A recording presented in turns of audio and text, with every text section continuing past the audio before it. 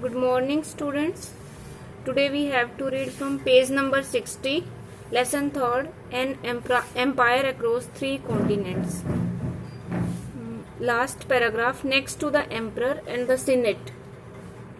इससे पहले हमने सीनेट और एम्परर के बारे में पढ़ा था और इसके बाद आज हम पढ़ेंगे आर्मी के बारे में।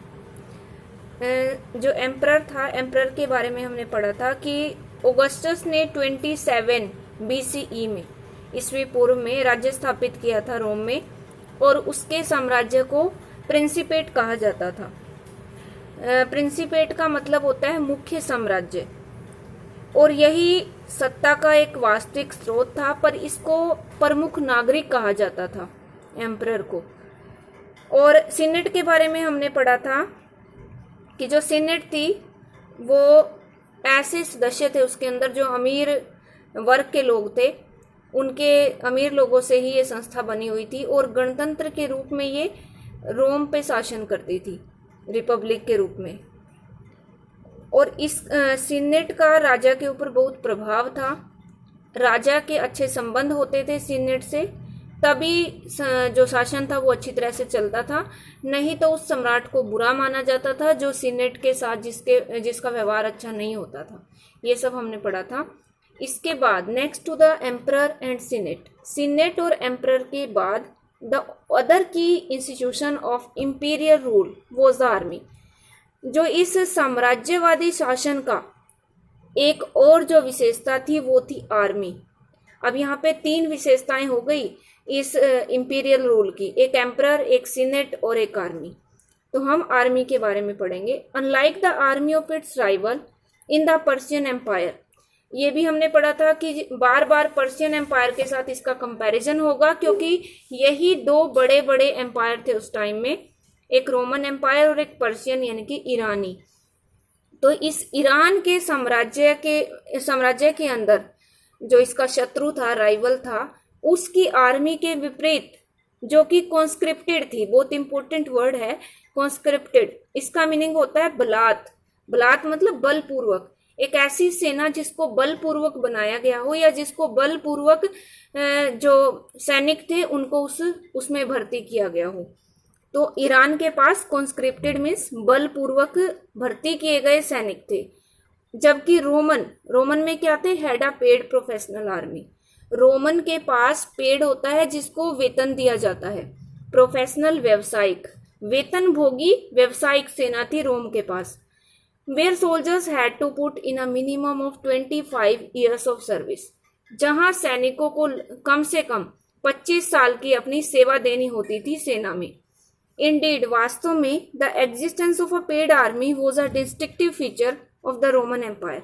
वास्तव में जो इस वेतन भोगी सेना का जो अस्तित्व था वही रोमन एम्पायर की एक अलग विशेषता थी। The army was the largest single organised body in the empire. इस साम्राज्य में यह सबसे बड़ी संगठित संस्था थी जिसमें 6 lakh by the 4th century, 4वीं शताब्दी तक 6 लाख सैनिक थे। And it certainly had the power to determine the fate of emperors, और इसके अंदर निश्चित रूप से ऐसी शक्ति थी जो किसी सम्राटों के भाग्य को बदल देती या निर्धारित कर देती।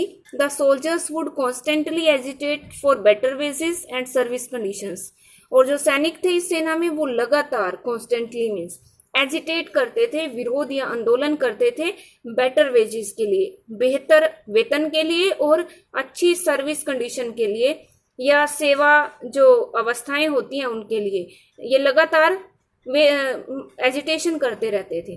These agitations often took the form of mutinies if the soldiers felt let down by their generals or even the emperor। और ये जो एजिटेशन या आंदोलन होते थे वो म्यूटिनीज होती हैं सैनिक विद्रोह का रूप ले लेते थे अगर सैनिक फेल्ट लेट डाउन मीन्स निराश महसूस करें बाय देयर जनरल्स, अपने सेनापतियों से, और इवन द एम्परर या सम्राट से। अगर जो सैनिक होते थे वो सम्राट या अपने सेनापति से निराश हो जाते थे तो ये इस प्रकार के छोटे छोटे जो विरोध होते थे वो सैनिक विद्रोह का रूप ले लेते थे। Again, our picture of the Roman army depends largely on the way they were portrayed by historians with senatorial sympathies. Again our picture of the Roman Empire, Roman army, Roman की सेना जो थी उसके बारे में जो तस्वीर है हमारे सामने, वो इस बात पर डिपेंड करती है कि जिस तरीके से इतिहासकारों ने उनको पोर्ट्रेड किया, चित्रित किया। और ये जो इतिहासकार थे वो सीनेट के जो मेंबर्स थे उनसे ये सहानुभूति रखते थे। तो जैसा सीनेट के अकॉर्डिंग ही वो आर्मी की डिटेल जो थी वो लिखते थे इतिहास में। The senate hated and feared the army, और जो सीनेट थी वो इस सेना को पसंद नहीं करती थी, वो इससे नफरत करती थी और इससे डरती भी थी। Because it was a source of often unpredictable violence, क्योंकि ये जो आर्मी थी वो अक्सर हिंसा का एक सोर्स बन जाती थी, या कभी ना कभी मतलब हिंसा करती रहती थी, और ये हिंसा जो होती थी वो अनप्रेडिक्टेबल होती थी। प्रेडिक्टेबल होता है जिसका हम पहले से पता लगा सकें, पहले से हमें पता लग जाए, और अनप्रेडिक्टेबल मीन्स जिसका हमें पहले से पता ना हो, या इसको हम अप्रत्याशित कह सकते हैं। तो ये अप्रत्याशित हिंसा का सोर्स थी, especially in the tense condition of the 3rd century when government was forced to tax more heavily to pay for its mounting military expenditures। और विशेष रूप से तीसरी शताब्दी की जो तनावपूर्ण परिस्थितियां थी, कंडीशंस थी, उनमें जब सरकार को टैक्स लगाना पड़ा बहुत ज्यादा हैवीली, टू पे for its mounting means expanding, बढ़ते हुए, मिलिट्री एक्सपेंडिचर, जो मिलिट्री के सेना के जो खर्चे थे बढ़ रहे थे, और उन खर्चों को पूरा करने के लिए सरकार को ज्यादा बहुत भारी कर लगाने पड़े थे। तो उस 3rd सेंचुरी में जो कंडीशन हो गई थी, टेंस कंडीशन, तनावपूर्ण परिस्थितियां, तो उसके अंदर भी ये एक सोर्स बन जाती थी अनप्रेडिक्टेबल वायलेंस का। To sum up, the emperor, the aristocracy and the army were the 3 main players in the political history of the empire। संक्षेप में हम ये कह सकते हैं कि सम्राट, अरिस्टोक्रेसी मतलब अभिजात वर्ग, अमीर वर्ग जो था, और आर्मी यानी कि सेना, ये 3 मुख्य खिलाड़ी थे इस एम्पायर की पॉलिटिकल हिस्ट्री के, राजनीतिक इतिहास के। यहाँ से आपका ये क्वेश्चन बनेगा, who were the 3 main players in the political history of the empire of the Roman Empire।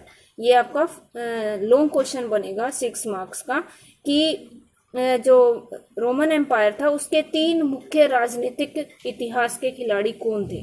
और इससे पहले एक लॉन्ग क्वेश्चन ये बनेगा कि जो आर्मी थी उसके ऊपर एक नोट लिखे।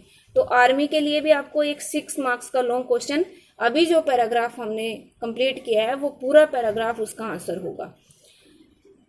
The success of individual emperors depended on their control of the army.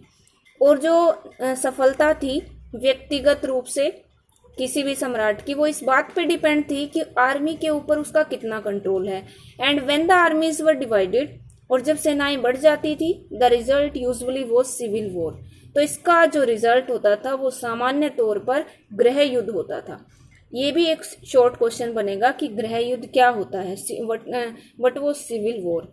Civil war जो है वो एक आर्म्ड के साथ, हथियारों के साथ एक संघर्ष होता है अपने ही देश के अंदर, with in his country.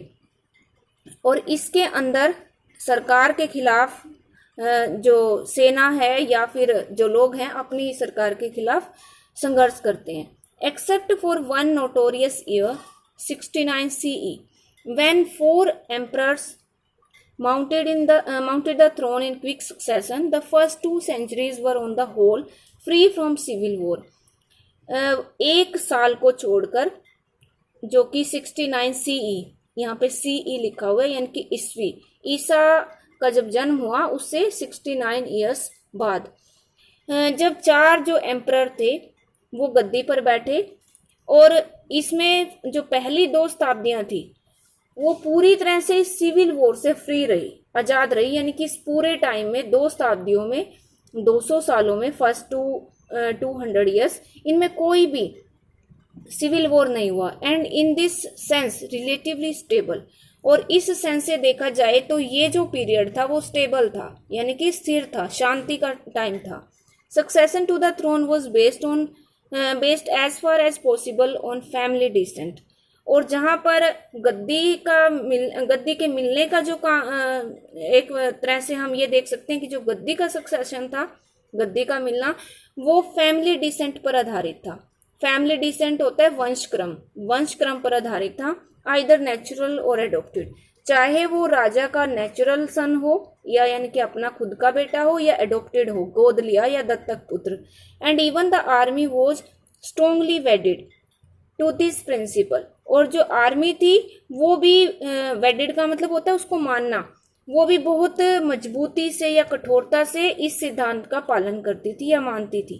For example, उदाहरण के लिए टिबेरियस, जिसका टाइम पीरियड 14 से 37 CE, the second in the long line of Roman emperors, जो रोमन सम्राट थे उनकी लंबी लाइन में ये दूसरे थे, यानी कि ऑगस्टस के बाद ये सेकेंड थे Tiberius, was not the natural son of Augustus, ये ऑगस्टस के नेचुरल सन नहीं थे, उसके अपने बेटे नहीं थे। The ruler who founded the principate, और ऑगस्टस वो शासक था जिन्होंने प्रिंसिपेट की स्थापना की थी।